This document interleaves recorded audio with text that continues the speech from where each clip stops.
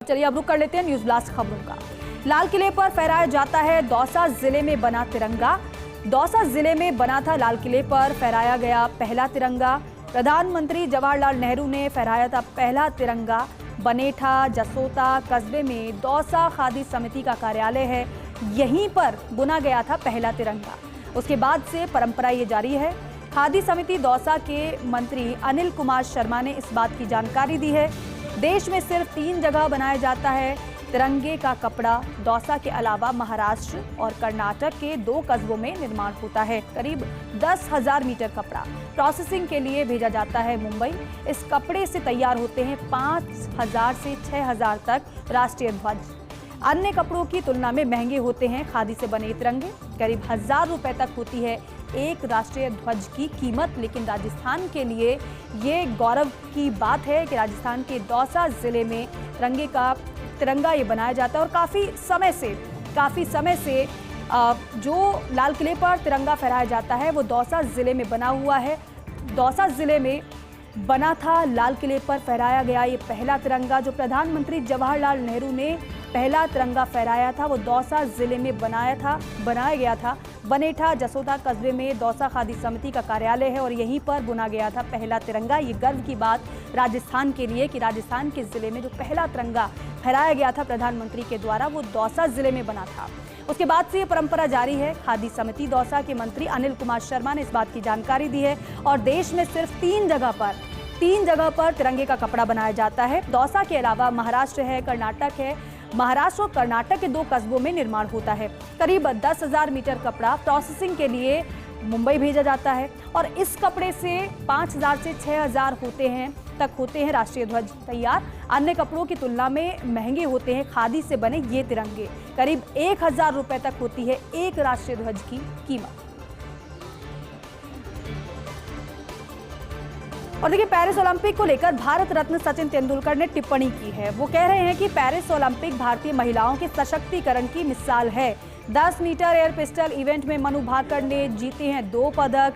स्वर्ण पदक से चूकी विनेश फोगट।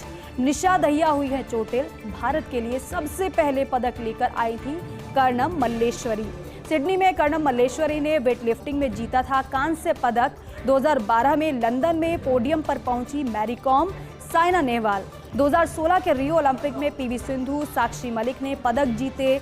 और इसलिए ओलंपिक में किस तरीके से महिलाओं की भागीदारी रहती है उसको लेकर सचिन तेंदुलकर ने टिप्पणी की है। महिलाओं के योगदान को उन्होंने सराहा है और साथ ही साथ आगे वो कह रहे हैं कि 2020 में टोक्यो में मीराबाई चानू ने किस तरीके से परचम लहराया था।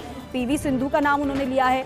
लवलीना बारगोहाइन का नाम भी उनकी तरफ से लिया गया। साथ ही साथ 2024 में मनु भाकर ने जारी रखा है पदकों का सिलसिला।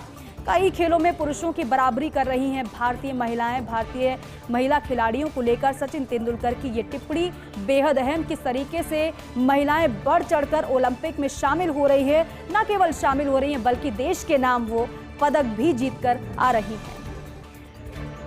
ब्रेक के बाद स्वागत है आप सभी का। चलिए आगे बढ़ेंगे खबरों में। जम्मू कश्मीर में विधानसभा चुनाव का आखिरकार ऐलान हो गया है। जम्मू कश्मीर में 3 चरणों में मतदान होगा। चुनाव आयोग की तरफ से आज प्रेस कॉन्फ्रेंस भी हुई। पहले चरण के लिए 18 सितंबर को मतदान होगा, तो वहीं दूसरे चरण के लिए 25 सितंबर की तारीख तय की गई है। और जो तीसरा चरण होगा और तीसरे चरण के लिए 1 अक्टूबर को मतदान होगा जम्मू कश्मीर में। कुल मिलाकर सुरक्षा के मद्देनजर 3 चरणों में मतदान करवाया जाएगा। गृह मंत्री अमित शाह ने सोशल मीडिया एक्स पर पोस्ट कर स्वागत किया है इसका और लिखा है कि जम्मू कश्मीर में विधानसभा चुनाव की घोषणा का स्वागत करता हूं।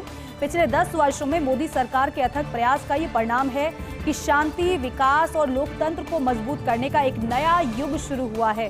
विधानसभा चुनाव लोकतंत्र की जड़ों को और मजबूत करेगा, जिससे क्षेत्र के लिए विकास के एक नए दौर का द्वार खुलेगा। मैं जम्मू कश्मीर के लोगों से अपील करता हूं कि चुनाव में सक्रिय रूप से भाग लें और बड़ी संख्या में मतदान करें और ऐसी सरकार बनाएं जो शांति और विकास को बनाए रखे, युवाओं के लिए एक उज्जवल भविष्य सुनिश्चित करे। चुनाव से पहले जम्मू कश्मीर को लेकर बड़ा फैसला। पीओके के विस्थापितों को मिलेगा जमीन का मालिकाना हक। एलजी मनोज सिन्हा की अध्यक्षता में प्रशासनिक परिषद का ये फैसला है जो कि बेहद अहम है। 1947, 65, 71 के विस्थापितों की भूमि पर मिलेगा मालिकाना हक। इक्विटी प्रॉपर्टी पर विस्थापितों का मालिकाना हक होगा। ये उपराज्यपाल की तरफ से बड़ा फैसला। वडोदरा पर इस बार मानसून मेहरबान रहा है। प्रदेश में अब तक हुई है बारिश का जो आंकड़ा है वो जारी कर दिया गया है। 26 जिलों में अब तक सामान्य में 60% अधिक बारिश दर्ज हुई है। 13 जिलों में 20 से 59% तक बारिश हो चुकी है। 5 जिलों में अब तक हुई सामान्य से 19% अधिक बारिश है। हालांकि अभी बांसवाड़ा, डूंगरपुर, प्रतापगढ़, सलूमगढ़, सिरोही, उदयपुर में अभी औसत से कम बारिश रिकॉर्ड की गई है। इन जिलों में सामान्य से 20 से 59% तक कम बारिश दर्ज हुई है।